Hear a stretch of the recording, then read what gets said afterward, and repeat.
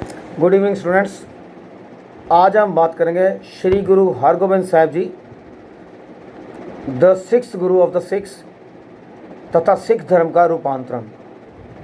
तो श्री गुरु हरगोबिंद साहिब जी ये सिखों के छठे गुरु थे और पांचवें गुरु श्री गुरु अमरदास जी के बेटे थे और इनकी माता जी का नाम गंगा देवी था और इनका जन्म 1595 में वडाली गुरु में हुआ था। और गुरु जी के 3 विवाह हुए थे और 3 पत्नियों के नाम दामोदरी जी, नानकी जी और मारवाही जी थे। इनके 5 पुत्र हुए, बाबा गुरुदित्ता जी, बाबा अनी राय जी, बाबा सूरजमल जी, बाबा अटल राय जी और गुरु तेग बहादुर त्यागमल जी, जो बाद में श्री गुरु तेग बहादुर जी के नाम से प्रसिद्ध हुए, और एक बेटी बीबी वीरो। जब 1606 ईस्वी में इनके पिता यानी कि 5वें गुरु श्री गुरु अर्जुन देव जी की शहीदी हुई तो इनको गुरुगद्दी प्राप्त हुई और बड़े छोटी उम्र थी, 11 साल की आयु थी। 1606 में इनको गद्दी प्राप्त हुई और 1645 तक ये गुरुगद्दी पर विराजमान रहे। अब इनके होते हुए कि इनके पिताजी को बड़े कष्ट देकर शहीद किया गया था। सबको पता है, उन्हें तत्ती लो गरम लो पे बिठाया गया, आग लगाई गई नीचे, उसके बाद ऊपर से गर्मा गर्म रेत भी डाली गई। तो नतीजा क्या था, उनकी मृत्यु हुई। तो उन्होंने भी यहाँ इनको संदेश दिया था कि अपने पास सेना जरूर रखना। तो उनकी शहादत से सारा समाज, चाहे वो हिंदू थे चाहे वो सिख थे, बड़ा दुखी था, गुस्से में था। तो इसलिए उन्होंने नवीन नीति की अपनाने को सोचा। तो नवीन नीति अपनाने का जो पहला ही कारण था तो वो था श्री गुरु अर्जुन देव जी की शहीदी। उसके बाद फिर उनका अंतिम संदेश भी था जो मैंने भी आपको बताया। उसके बाद मुग़ल सरकार का सिखों के प्रति बदलता रुख, कि जैसे गुरु अमरदास जी के वक्त अकबर गोइंदवाल साहब में आया, राजा होने के बावजूद उसने सिख मर्यादा का पूरा पालन किया कि गोइंदवाल साहब की बौली में स्नान भी किया और पंगत में यानी कि आम लोगों के बीच में बैठकर उसने भोजन किया, लंगर छका था। और गुरु रामदास जी कहने पर उसने एक बार लगान भी माफ़ कर दिया था अकाल के दौरान। उसने बीबी भानी को 500 बीघा ज़मीन भी दी थी।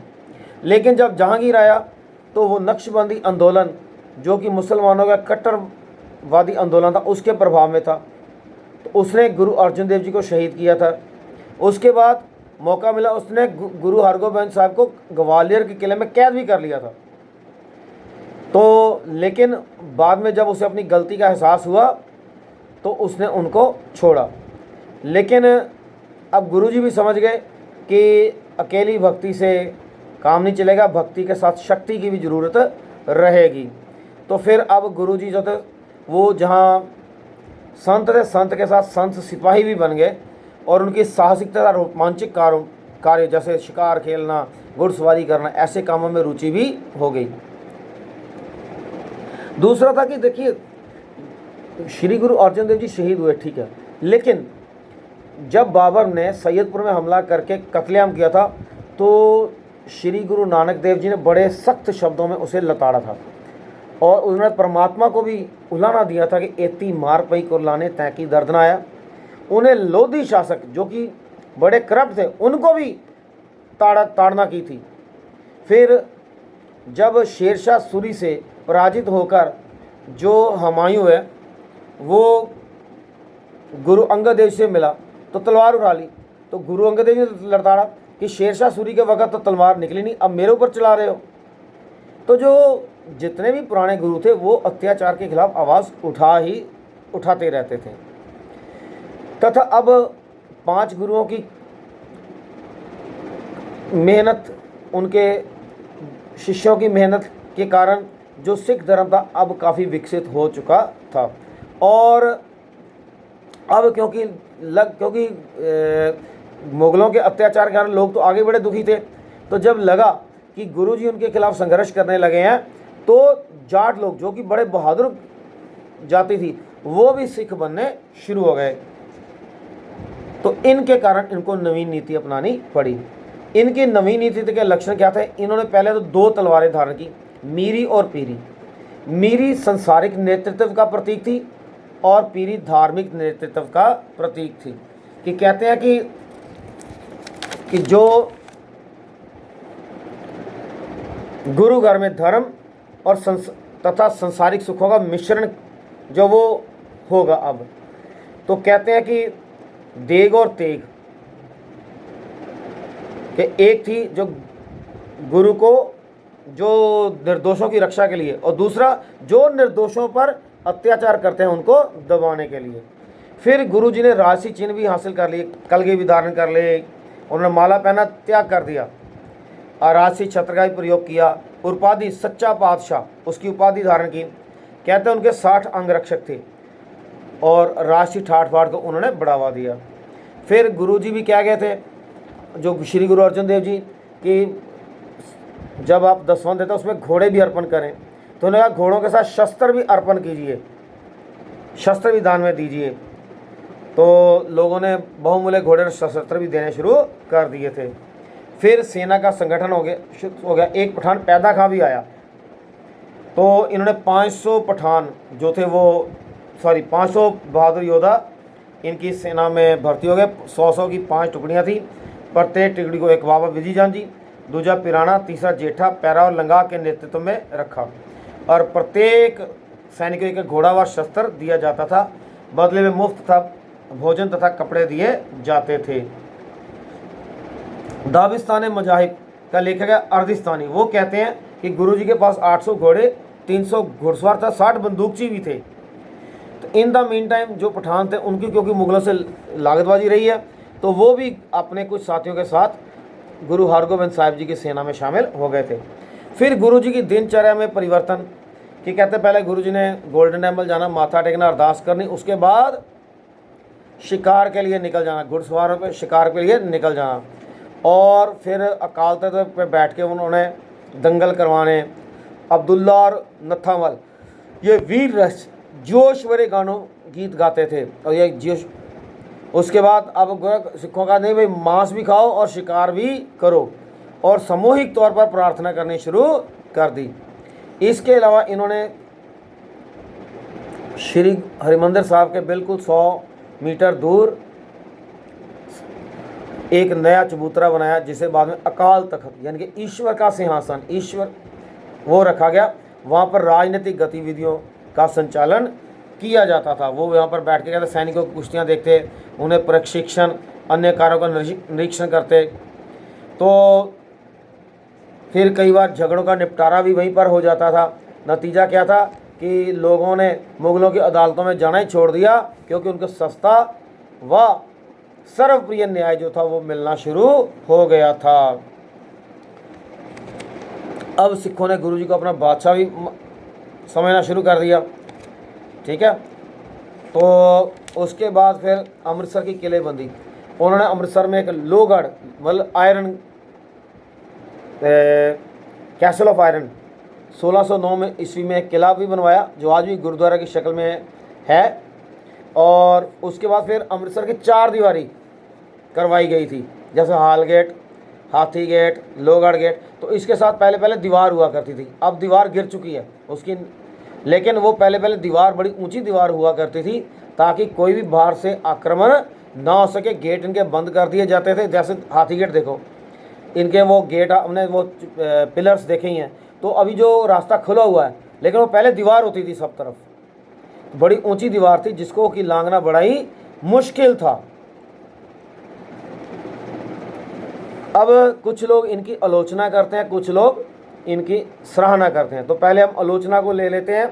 तो पहला कहते हैं कि गुरुजी ने जो धार्मिक कार्य था उनको बिल्कुल छोड़ दिया और जो शिकार खेलना वगैरह शुरू कर दिया, तो अपने जो गुरुओं की परंपरा थी उसको छोड़ दिया।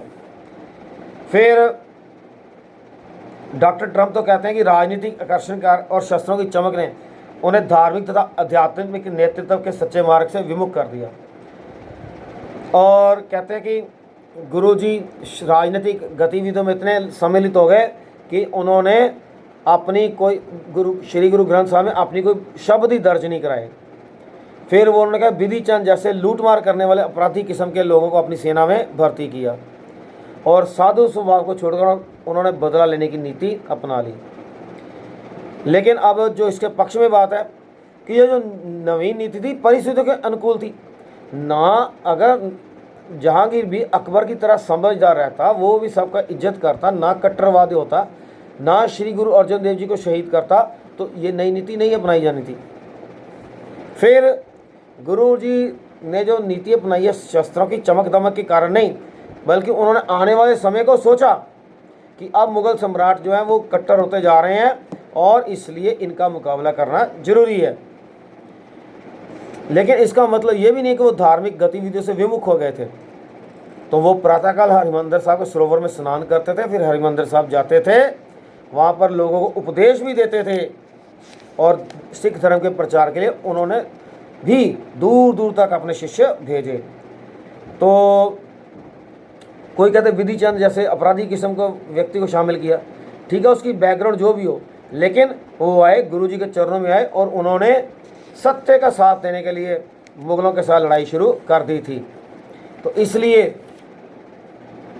फिर जो कहते हैं कि बदला लेने की नीति, जब शांत में साधु संतों का जीवन ही खतरे में पड़ जाए तो अन्याय के विरुद्ध तलवार उठाना भी ठीक है। तो एक कहते हैं अहिंसा परमो धर्म, लेकिन धर्म संस्था में हिंसा तदैव ऐसा एक श्लोक है कि अहिंसा सबसे बढ़िया धर्म है, लेकिन अगर अहिंसा और धर्म की संस्थापना के लिए अगर हिंसा करनी पड़े तो वो हिंसा अहिंसा ही कहलाती है। और अगर ये नीति ना अपनाते तो जाटों का मोह भी भंग हो जाता। तो इसलिए एक बात तो क्लियर है कि जो गुरुजी ने नीति अपनाई थी वो कुछ आलोचक के विचार अपने हो सकते हैं, लेकिन ओवरऑल ये अच्छी नीति थी। फिर इसका जो परिणाम हुए वो थे, एक तो नया रूप, सिख धर्म का नया रूप आ गया। आगे वो संत थे, अब वो संत सिपाही बनने लगे। फिर जो जाट थे, क्योंकि वो लड़ाकू कौम है, बहादुर है, इसलिए वो भी सिख धर्म के प्रति आकर्षित होने लगे। और इसका एक ये भी प्रभाव हुआ कि उसने जहांगीर ने श्री गुरु अर्जन देव जी को ग्वालियर के किले में कैद कर दिया था और सिखों का फिर लड़ाकू कौम बन जाना और सिखों में आत्म सम्मान तथा एकता की भावना आ गई कि जो भी मतभेद थे संघर्ष के वक्त वो सब भूल जाते थे। और मुगलों तथा सिखों के बीच संघर्ष भी शुरू हो गया। कई युद्ध फिर हुए, करतारपुर का युद्ध हुआ, ठीक है, कई और युद्ध हुए। और जो श्री गुरु अर्जन देव ने शहीदी की परंपरा डाली थी, फिर वो गुरु तेग बहादुर जी को औरंगजेब ने फिर शहीद किया और बड़े अत्याचार ही करते हुए शहीद किया। उनके साथ भाई दयाला, भाई मतीदास, भाई सतीदास, इनको भी शहीद किया। और यही नीति जो है बाद में खालसा पंथ की स्थापना का आधार बनी। और खालसा पंथ की स्थापना के बारे में हम बाद में बात करेंगे, ठीक है। सो आज हमने देखा श्री गुरु हरगोबिंद साहब जी का जीवन, नवीन नीति, उसको अपनाने के कारण, तर्क वितर्क तथा उनके प्रभाव। Thank you very much, have a nice day.